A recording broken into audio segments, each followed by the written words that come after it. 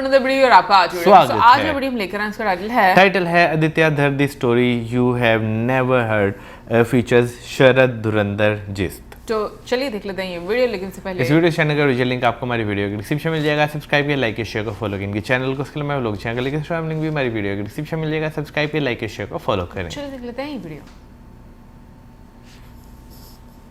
Frame by frame के इस episode में हम फिल्म डायरेक्टर आदित्य धर की जिंदगी को बहुत करीब जाकर देखेंगे। हम ये जानेंगे कि 20 साल के अपने करियर में कई नाकामियों के बाद जब वो फिल्म इंडस्ट्री छोड़ने पर मजबूर हो गए तो उनके मां की एक नसीहत ने किस तरह उनकी जिंदगी की सारी नाउम्मीदियों को झुठला दिया।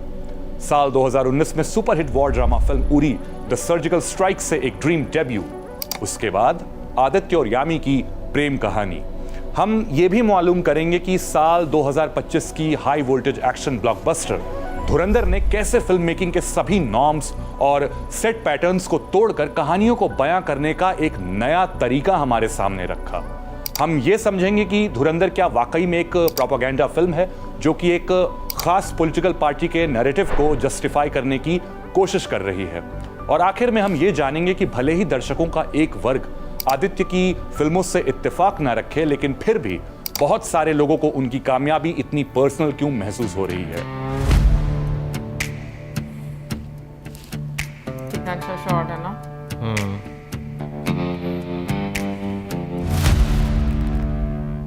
Frame by frame. आदित्य का जन्म 12 मार्च 1983 को दिल्ली के कश्मीरी पंडित परिवार में हुआ। आदित्य बचपन में डिस्लेक्सिक थे, जिसकी वजह से उन्हें पढ़ने लिखने में बहुत परेशानी होती थी, लेकिन ड्रामेटिक्स में उनकी खासी दिलचस्पी थी। इसकी एक वजह यह भी है कि आदित्य धर की मां सुनीता धर दिल्ली यूनिवर्सिटी के faculty of music and fine arts की डीन थी। इसके चलते उन्होंने परफॉर्मिंग आर्ट्स के मुख्तलिफ पहलुओं पर बहुत छोटी उम्र से ध्यान देना शुरू कर दिया था। यहाँ यह जानना दिलचस्प है कि आदित्य अपनी टीनेज में क्रिकेटर बनना चाहते थे और सन 2002 के अंडर 19 वर्ल्ड कप में सिलेक्शन के कगार पर थे, मगर उनकी जगह एक फॉर्मर क्रिकेटर जो कि 1983 की वर्ल्ड कप विनिंग टीम का हिस्सा थे, उनके बेटे को तरजीह दी गई। आदित्य इससे बहुत मायूस हुए थे। अगर कहते हैं ना कि कई दफा वो ऊपर वाला हमारे लिए इतना बेहतरीन कल लिखता है कि जिसका अंदाजा हमें हमारे आज में बिल्कुल भी नहीं होता। तारीख 5 सितंबर साल 2006। 23 साल की उम्र में आदित्य अपने शौक को अपना पेशा बनाने के लिए मुंबई पहुंचते हैं। उनका सपना एक कामयाब फिल्म मेकर बनने का था। अपने करियर की शुरुआत में आदित्य ने काबुल एक्सप्रेस और हाले दिल जैसी फिल्मों में बतौर लिरिसिस्ट और डायलॉग राइटर काम किया। फिर आगे बढ़ते हुए आदित्य इंडियन फिल्म इंडस्ट्री के प्रोमिनेंट फिल्म मेकर प्रियदर्शन को आक्रोश और तेज में असिस्ट करते हैं। इन दोनों फिल्मों में आदित्य के काम से प्रियदर्शन बहुत प्रभावित हुए थे। हर फिल्मकार की तरह आदित्य हिंदी फिल्मों में अपना नाम बड़ा करना चाहते थे। उन कहानियों को स्क्रीन पर उतारना चाहते थे जिसमें उनका यकीन है। आदित्य ने अपनी पहली फिल्म साल 2013 में बनाने की कोशिश की, मगर वो नहीं बन सकी। आदित्य का असल स्ट्रगल अब शुरू हुआ था। इसका जिक्र करते हुए एक इंटरव्यू में आदित्य कहते हैं कि मेरी जर्नी में काफ़ी धोखे थे, काफ़ी स्क्रिप्ट्स थीं जो मुझसे चुरा ली गईं, उन पर 100 करोड़ की फिल्में बन गईं। ऐसे मुकाम पर एज अ स्ट्रगलिंग राइटर मुझे महसूस होता था कि बस मुझसे अब नहीं हो पाएगा। उस लम्हे में प्रियदर्शन, विशाल भारद्वाज और रॉबिन भट्ट जैसे इंडस्ट्री के कद्दावर नाम मुझसे सिर्फ इतना कहते थे कि तेरे में कुछ बात है, चिंता मत कर, यहां देर है मगर अंधेर नहीं। और ये बातें मेरा हौसला बनाए रखती थी। आदित्य स्ट्रगल कर रहे थे, मगर उनके हुनर को फिल्म इंडस्ट्री समझ रही थी और अगला मौका उन्हें करण जौहर के धर्मा प्रोडक्शंस की तरफ से मिला। साल 2016 में धर्मा प्रोडक्शंस ने फिल्म कपूर एंड सन्स में शकुन बत्रा और फिल्म बार बार देखो में नित्या मेहरा को डायरेक्शन की जिम्मेदारी सौंपी। इस कड़ी में एक फिल्म और एक नए डायरेक्टर आदित्य धर के साथ बनने वाली थी, जिसका नाम था रात बाकी। साल की शुरुआत में पाकिस्तानी कलाकार फवाद खान ने धर्मा प्रोडक्शंस की कपूर एंड सन्स में काम किया था और वो फिल्म लोगों को पसंद आई थी और अब वो रात बाकी में भी काम करने वाले थे। 2016 से पहले पाकिस्तानी कलाकार भारतीय फिल्मों में वक्त दर वक्त नजर आते रहे हैं। कुछ लोग इसे दोनों मुल्कों के दरमियान तल्ख रिश्ते में एक उम्मीद की तरह देखा करते थे। उनका मत यह था कि आर्ट और स्पोर्ट्स को पॉलिटिक्स से दूर रखकर ऐसे कल्चरल एक्सचेंजेस में दोनों मुल्क अपने ताल्लुकात को नॉर्मलाइज कर सकते हैं। वहीं दूसरी तरफ कुछ लोगों को ऐसे कल्चरल एक्सचेंजेस का ख्याल बेमानी लगता था। उनका कहना यह था कि जब तक पाकिस्तान अपनी जमीन का इस्तेमाल भारत के खिलाफ आतंकवादी गतिविधियों में करता रहेगा, तब तक उनसे किसी भी किस्म का रिश्ता रखना अपने पैरों पर कुल्हाड़ी मारने जैसा है। बहरहाल धर्मा प्रोडक्शंस और आदित्य धर अपनी फिल्म की तैयारियों में लगे हुए थे। फिर आई तारीख 18 सितंबर। पाकिस्तान का कुख्यात आतंकी संगठन जैश-ए-मोहम्मद के 4 आतंकवादियों ने जम्मू कश्मीर के इंडियन आर्मी ब्रिगेड हेडक्वार्टर्स पर सुबह लगभग 5:30 बजे हमला कर दिया। उस वक्त हमारे जवान अपने टेंट्स में थे। उनकी शिफ्ट चेंज हो रही थी, इसलिए कुछ जवान उस वक्त अपनी ड्यूटी के बाद आराम कर रहे थे। ये लड़ाई लगभग 6 घंटे तक चली। हमारे जवानों ने जैश-ए-मोहम्मद के 4 आतंकवादियों को मार गिराया, मगर अफसोस पाकिस्तान की इस बुज़दिल हरकत की वजह से हमारे 19 जवान शहीद हो गए। हर हिंदुस्तानी का खून खौल रहा था और महज 10 दिन के अंदर भारतीय सेना ने तारीख 29 सितंबर को पाकिस्तान ऑक्यूपाइड कश्मीर में लाइन ऑफ कंट्रोल के पार जाकर सर्जिकल स्ट्राइक्स की और पाकिस्तान के सारे टेरर लॉन्च पैड्स को तबाह करके रख दिया। अमन की आशा लिए फिल्मों के जरिए कलाकारों का जो कल्चरल एक्सचेंज हो रहा था, वो अब महज एक तमाशा बनकर रह गया था।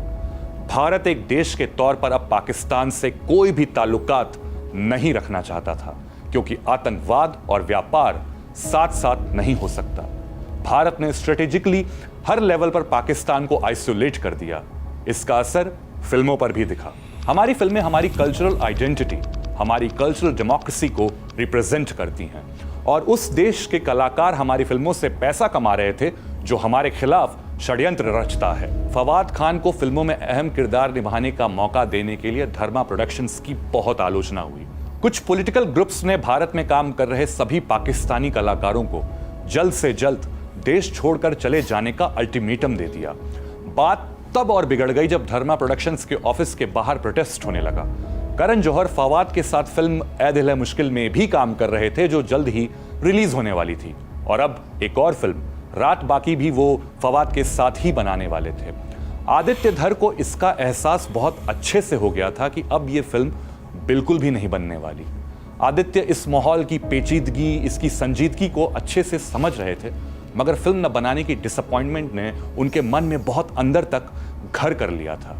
उस वक्त आदित्य के परिवार, उनकी माँ और उनके बड़े भाई ने आदित्य को टूटने नहीं दिया। आदित्य की माँ ने उनसे कहा कि भगवान तुम्हारा इम्तिहान इसलिए ले रहा है क्योंकि जिस दिन वो तुम्हें देना शुरू करेगा तुम उसे जिंदगी भर याद रखोगे। आदित्य की तकदीर अब करवट लेने वाली थी। उस वक्त आदित्य ने यह सोचा कि हमारे देश की सिक्योरिटी से जुड़े इतने बड़े जिस इवेंट की वजह से उनकी फिल्म रुक गई, उस इवेंट की अहमियत और उसकी संजीदगी को वो एक बार जरूर समझना और परखना चाहेंगे। आदित्य उरी सर्जिकल स्ट्राइक पर रिसर्च शुरू कर देते हैं। कुछ न्यूज़ पीसेस में छपी इंफॉर्मेशंस उन पर ऐसा असर डालती हैं कि वो इस सब्जेक्ट की गहराई में चले जाते हैं। आदित्य का काम हर दफ़ा बनते बनते बिगड़ जाया करता था और इसका डर उनके मन में कहीं ना कहीं ज़रूर था, मगर फिर भी उम्मीदों का दामन थामे वो आगे बढ़ते हैं। वो वॉर वेटरन्स और स्ट्रेटेजिक एक्सपर्ट्स से मिलने लगते हैं और आहिस्ता आहिस्ता उनके जहन में उरी द सर्जिकल स्ट्राइक का वाकया महज एक इवेंट से आगे बढ़कर एक कहानी की काया इख्तियार करने लगता है। 6 महीने तक रिसर्च करने के बाद आदित्य को उनके दोस्त का कॉल आता है। वो आदित्य को बताता है कि सर्जिकल स्ट्राइक के इस इवेंट पर कोई प्रोड्यूसर फिल्म बना रहा है। आदित्य सुनकर घबरा जाते हैं। उन्हें लगता है कि एक बार फिर से उनकी फिल्म अटक जाएगी। आदित्य का रिसर्च रेडी था और सभी दस्तावेजों को लेकर आदित्य फिल्म का स्क्रीन प्ले लिखना शुरू कर देते हैं। 12 दिन की कड़ी मेहनत के बाद आदित्य फिल्म का स्क्रीन प्ले पूरा कर लेते हैं। इसके बाद वो इस स्क्रीन प्ले को प्रोडक्शन हाउस RSVP मूवीज की एसोसिएट प्रोड्यूसर सोनिया कंवर को भेजते हैं। आदित्य सोनिया से कहते हैं कि अगर आप इस स्क्रीन प्ले को 2 घंटे के अंदर नहीं पढ़ पाई तो इसे पढ़ना शुरू मत करना, क्योंकि मुझे जवाब 2 से 3 घंटे के अंदर ही चाहिए। सोनिया कंवर ने उस स्क्रीन प्ले को 2 घंटे के अंदर पढ़कर आदित्य को कॉल किया और कहा कि ये स्क्रीन प्ले उन्हें बहुत पसंद आया है और वो इसे RSVP मूवीज के मालिक रॉनी स्क्रूवाला को फॉरवर्ड करने जा रही हैं। मगर रॉनी शायद ही इतनी जल्दी जवाब दे पाएं। जब रॉनी स्क्रूवाला के पास ये स्क्रीन प्ले पहुंचता है तब वो वाइजैक के लिए फ्लाइट बोर्ड कर रहे थे।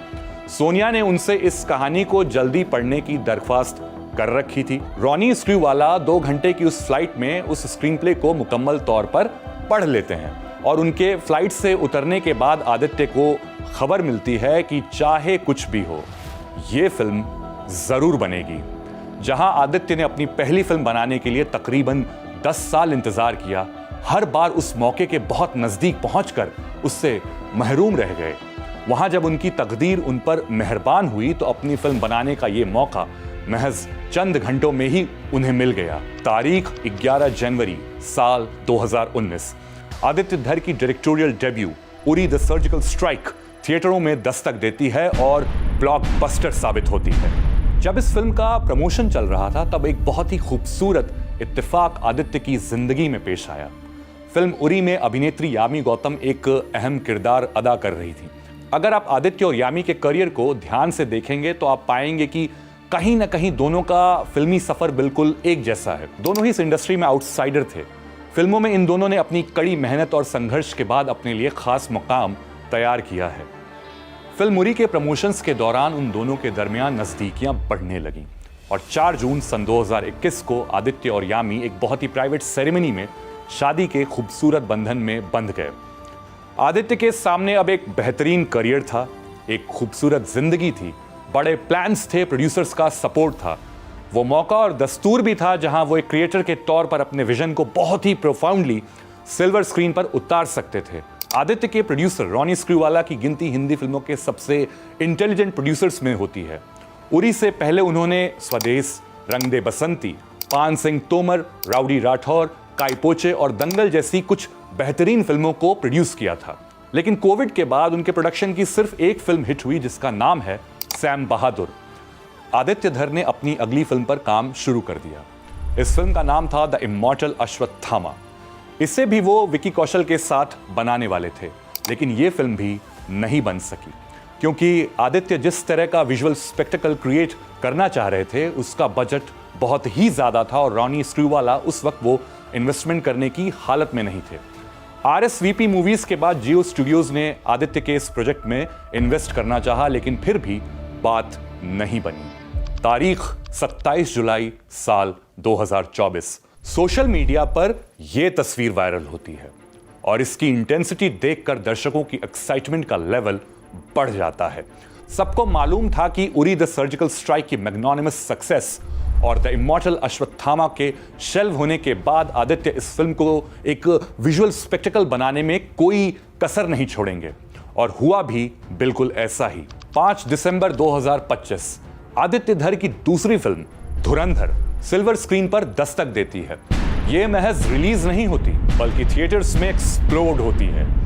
धुरंधर और फिर धुरंधर द रिवेंज ने फिल्म मेकिंग के सभी नॉर्म्स को रिफॉर्म कर दिया है। इस फिल्म के जितने फैंस हैं उतने हेटर्स भी हैं। कुछ लोग इसे बहुत ही ब्रेव और ट्रूथफुल फिल्म मेकिंग का दर्जा दे रहे हैं तो वहीं कुछ लोग इसे रूलिंग पार्टी का प्रोपागेंडा बता रहे हैं। इससे प्रोपागेंडा बताने वालों का मसला इस फिल्म के कुछ सीन से है। फिल्म के एक सीन में सन 2014 के जनरल इलेक्शंस का जिक्र होता है जहां पर नरेंद्र मोदी भारत के नए प्रधानमंत्री की शपथ लेते हैं।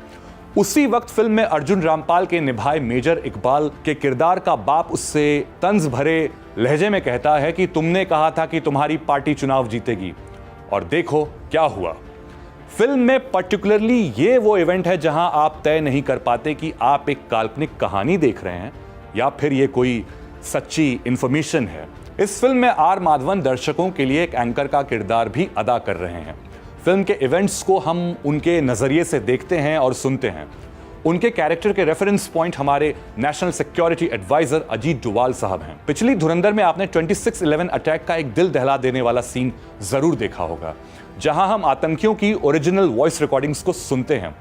धुरंधर द रिवेंज में जब उरी सेक्टर में हमारे 19 जवान शहीद होते हैं तो उस सीन के ट्रीटमेंट में 26/11 वाले सीन जैसी इमोशनल इंटेंसिटी दिखाई नहीं देती और यही इनकंसिस्टेंसी इस पर प्रोपागेंडा फिल्म होने का टैग लगा रही है। इससे प्रोपागेंडा बताने वाले कह रहे हैं कि फिल्म में जब भी कांग्रेस के शासन में किसी टेररिस्ट एक्टिविटी का जिक्र होता तब हम माधवन के किरदार के एक सीरियस, सेंसिटिव और इंटेंस रिएक्शन को देखते हैं, लेकिन ये रिएक्शन तब नहीं दिखाई देता जब एक बड़े सिक्योरिटी लैप्स की वजह से हमारे जवान उरी में शहीद हो जाते हैं। ऐसे कुछ और भी सीन्स हैं जो डिबेट्स का हिस्सा बन रहे हैं। जिस दौर में हम जी रहे हैं उसमें वो फिल्में जो कंटेम्प्रेरी पॉलिटिकल और आइडियोलॉजिकल थीम्स पर बेस्ड होती हैं, उन पर लोगों की ओपिनियंस में कॉन्फ्लिक्ट होना लाजमी है। जहां तक मेरा व्यक्तिगत प्रश्न है तो मैं यहाँ किसी भी आइडियोलॉजी को रिप्रेजेंट नहीं करता जिससे आप इत्तेफाक रखते हैं या नहीं रखते हैं। भले ही धुरंधर ये दावा करे कि वो सच्ची घटनाओं से प्रेरित है, लेकिन ये बात हमें कभी नहीं भूलनी चाहिए कि ये एक काल्पनिक फिक्शनल स्टोरी है। एक दर्शक के तौर पर यहाँ हमारी जिम्मेदारी बढ़ जाती है।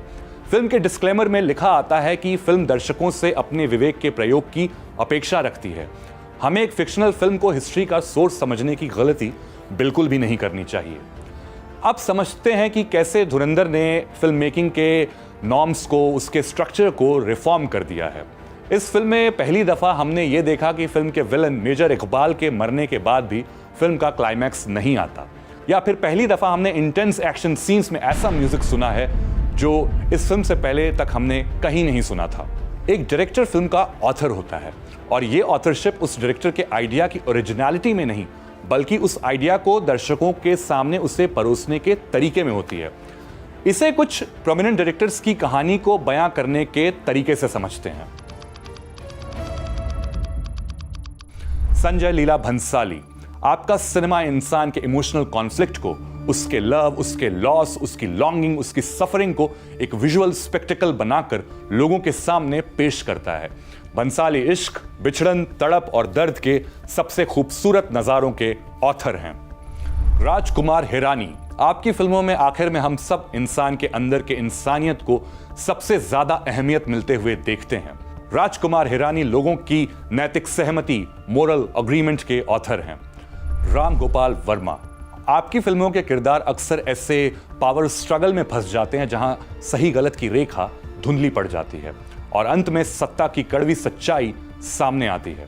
वर्मा रॉ अर्बन केओस के ऑथर हैं।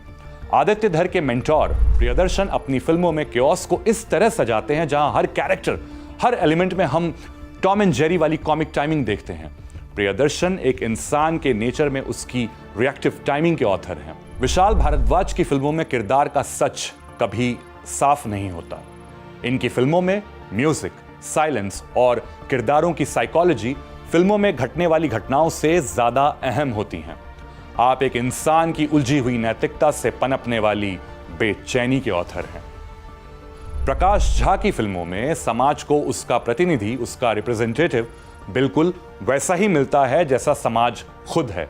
प्रकाश झा सोशल ट्रूथ के ऑथर हैं। इम्तियाज अली की फिल्मों में किरदार ऐसी एग्जिस्टेंशियल क्राइसिस से गुजरते हैं जिसका हासिल एक किस्म की सेल्फ डिस्कवरी होती है। इम्तियाज इनर जर्नी के ऑथर हैं।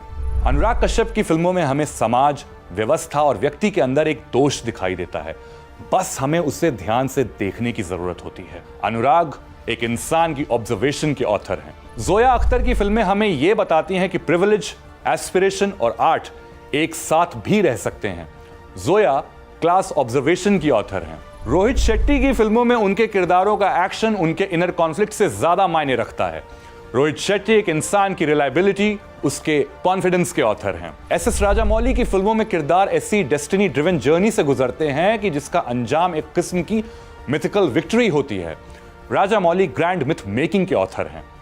संदीप रेड्डी वांगा की फिल्मों में किरदार अक्सर एक टॉक्सिक इमोशनल कॉन्फ्लिक्ट में उलझ जाया करते हैं जो अंत में एक वायलेंट ब्रेकडाउन का बेरहम रूप इख्तियार कर लेता है। वांगा अनकंफर्टेबल रियलिज्म के ऑथर हैं। ठीक उसी तरह आदित्य धर की फिल्मों ने यह बताया है कि पेट्रियोटिज्म और नेशनलिज्म ऐसे आइडियाज हैं जिनकी हर कीमत पर हिफाजत होनी चाहिए। इस एक्शन में किरदारों का अग्रेशन मोरली जस्टिफाइड है। उरी और धुरंधर में एग्रेशन का एक इमोशनल टेम्परेचर हमें पूरी फिल्म में दिखाई देता है। आदित्य धर फोकस्ड इंटेंसिटी के ऑथर हैं। आदित्य धर की फिल्में दर्शकों को सीरियसली केटर करती हैं। भले ही दर्शक आदित्य से इत्तेफाक रखें या ना रखें, वो आदित्य को नजरअंदाज नहीं कर पाएंगे। और ये आदित्य धर की डिटर्मिनेशन, उनकी रेजिलियंस और उनके विजन की सबसे बड़ी मिसाल है। आदित्य धर की कहानी में फिलहाल इतना ही।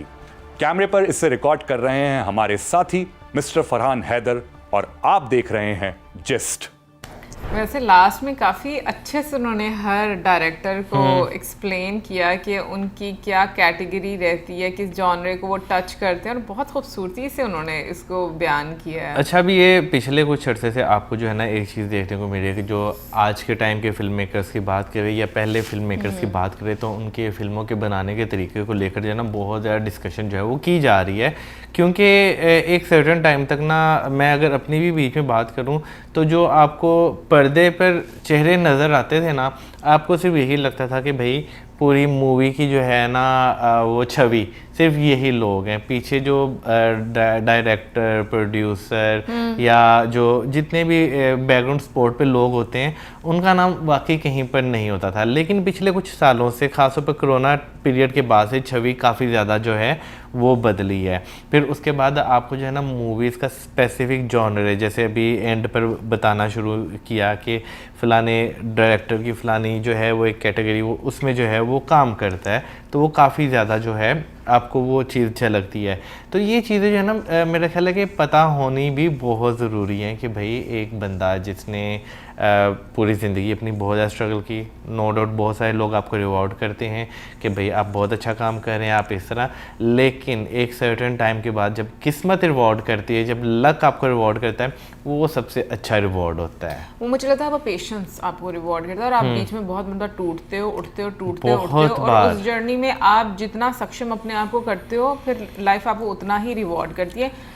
ये ज़रूर चीज़ मुझे लगता है कि मैटर करती है। जितने भी हम लोगों ने सक्सेसफुल लोगों को देखा है कि बहुत लंबा टाइम एक फेलियर देखने के बाद उनको सक्सेस मिलती है, और उस चीज़ में अपने आप को मेंटेन रखना, बैलेंस रखना, ये एक बहुत डिफ़िकल्ट जर्नी होती है। फिर उसके बाद अगर हम बात करें तो मुझे लगता है कि लोगों की अपनी अपनी ओपिनियन रहती है। आपको हर चीज़ में दो साइड के पक्ष जो हैं वो हमेशा नज़र आते हैं, और मुझे ऐसा लगता है कि ओपिनियंस होनी चाहिए, क्योंकि ओपिनियंस जो है वो लोगों को अच्छा काम करने पर मुझे लगता है कि मजबूर करती हैं।